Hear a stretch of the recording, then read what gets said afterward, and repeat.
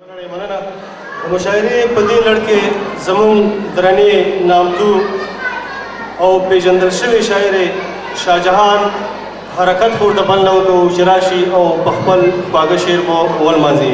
میرمن شاهجهان حرکت.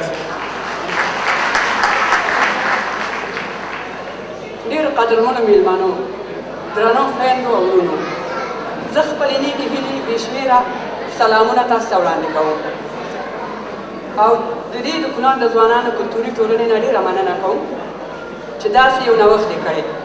د داسې درنو غونډو جوړول چې د ځوان نسل په ذهن کې ډېر مثبت اغېز لري، د دوی د خپل د هېواد سره په مینه کې روزي او د دوی سره د خپل کلتور او فرهنګ مینه پیاوړې کوي.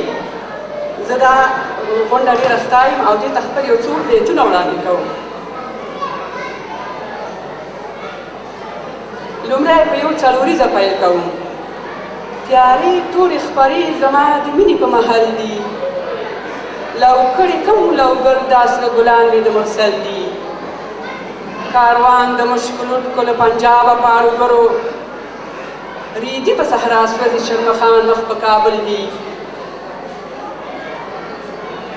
د کونړ غره ته د کونړ د غره په څوکه پاس نښترو کې لمبې دي. د مست سیند د غاړې شګې سرو ګولو لاندې ایشېږي. سیند په مستو څپو مست دی، جالوان نه جاله ډوبه هلته پورې کلی سوځي، پرې ایرې خاورې پرتې دي.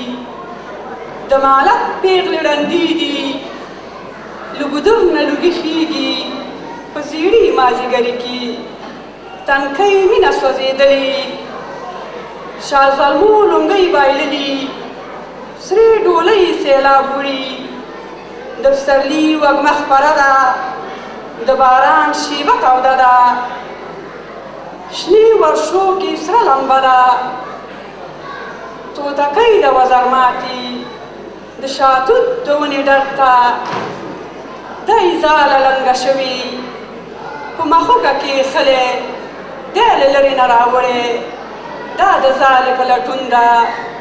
د مرګي سیلۍ سپېره ده، د کونړ د غره په څوکه سره بټۍ د اور پرته ده.